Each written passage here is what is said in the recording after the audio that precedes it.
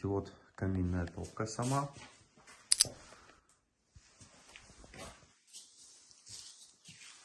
Она внутри пустая, то есть пока что доставка делалась просто корпуса, без двери и без шамотной вкладки. То есть шамот вкладывается отдельно, потому что сама по себе каминная топка весит немало.